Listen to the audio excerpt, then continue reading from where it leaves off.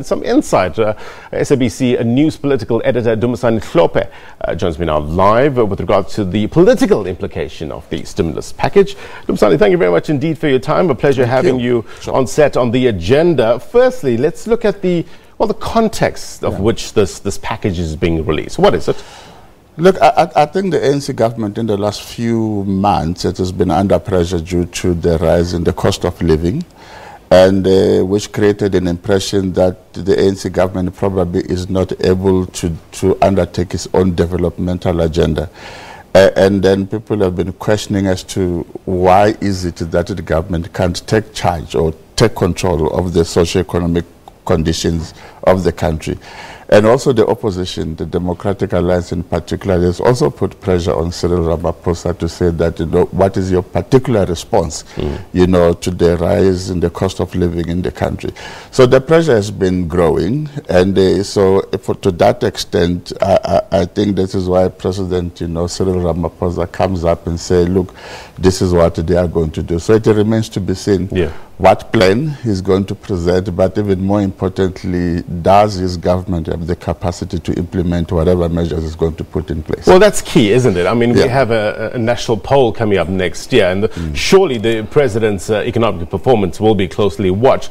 How much does the president have riding on this package? Well, the interesting part is that this package will give society a bit of a hint of what is likely to be in the election manifesto of the ANC. Because it can't just be a once-off, it's something that has to be implemented over time. Interestingly, it is also going to equip the opposition in dealing with the ANC election manifesto, because from today they will have a sense of, how the ANC is likely to approach, the election. So it's an interesting, development to look at, both from the side of the ANC, and then you look at the voters in particular, but also the opposition. But I think part of me says one of the issues that in this country we tend to lose focus on is the state's capacity to perform. So it's not so much what is going to present from where I'm sitting.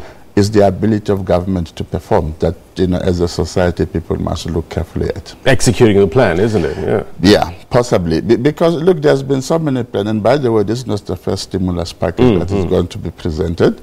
I mean, it's not the first developmental package. I mean, the National Development Plan is also part of government's agenda, but when it comes to implementation, one gets a sense that, they are lacking quite a big time. I mean, the National Development Plan, you touched on it, offers a bit of a long-term perspective, isn't it? But does it tackle the structural problems of the economy? Not necessarily. I don't think it changes the basic free market economy that this government has adopted, particularly in the global context of a free market economy. I don't think it departs from that.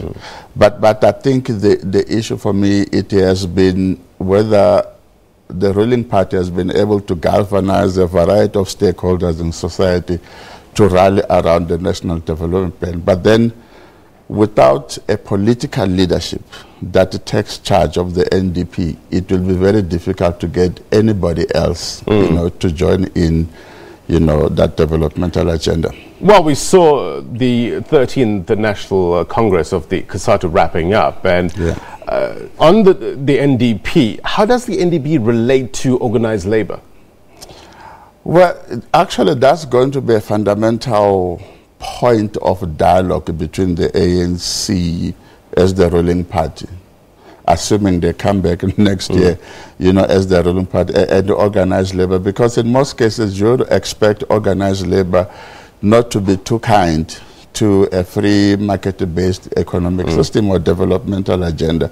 So it's going, but then it is also speak to the type of alliances that exist, political alliances, because when you look at organized labor, you must also look at as to who is in charge, who is the leader, and what is the relationship between the leader of the organized labor, of COSATU, for example, with the leader of the ANC. It's not so much your typical organizational alliance. It's the type of relation that exists within between the leaders of the alliance partners. So what do you think about the new leader now, the Zingiswa Losi coming into the fold, and that relationship? How do you think that will pan out? I expect to be the flip side of what the relationship was before Cyril took over. Yeah. Stumo Dlamini was too close to then President Jacob Zuma. I think in the new leadership, Losi will be closer to Ramaphosa. And that will inform the relationship between the two organizations. Let's look at South Africa's transition to democracy. I mean, not only has there been major political and social ramifications, but there's also been economic ramifications. What has been the effects of South Africa's economy integrating with the global market? Look, I think for me, the challenge that I think people must possibly revisit whether the ANC was ready to govern in 1994, you know, when it took over, and what it meant. And you'll remember that the bulk of the rhetoric of the struggle was fought on the leftist political ideological inclination. But when the ANC took over in 1994, it found itself implementing liberal policies. Yeah. Now, I'm not sure if that transition, that ideological transition was made, you know, appropriately.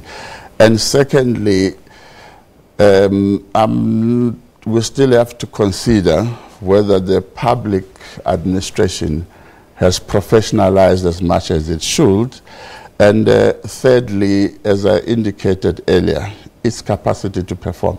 I think the bulk of some of the challenges that this country faces relate to the ability of government to perform. So I know that government has put in place some measures to build its own capacity to perform. It has undertaken what is called a developmental set, but in a real term, the manifestation of those remains a questionable issue. Yeah, Dumisani, thank you very much indeed for your insights. Stand by. I want to tap into your brain a little bit more. So, but we'll just take a bit of a break. We're still monitoring that feed from the Union buildings. Any minute now, the president is likely to take to the lectern and give us this more detail. I guess the devil is in the detail in terms of any policy. So let's take a quick break. We'll come back after this. Stay with us.